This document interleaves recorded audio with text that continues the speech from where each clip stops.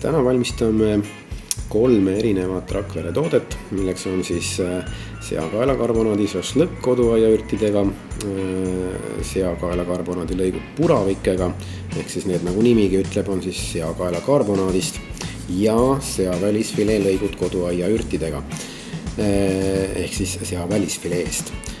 Neid kahte põhimõtteliselt ikkagi erinevat tüüpi liha või erinevat tüüpi jaotustükki tuleb ka grillida pisut erinevalt.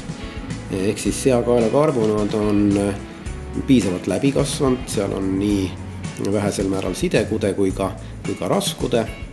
Ehk siis tema põhiliseks erinevuseks on see, et ta tahab võib-olla pisut rohkem järelküpseda sellises madalamas kuumuses.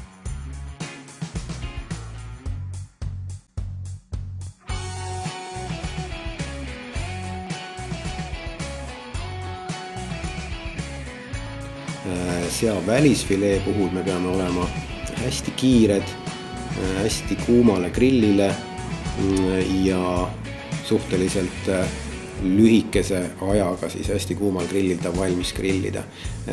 Isegi valmis võib-olla grilli peal ei ole väga mõtet teda küpsetada, jätame sellise väikse varutallega nii-öelda selliseks järelküpsemiseks juba siis kuskil taldriku peal või kuskil potis ootamas söömist.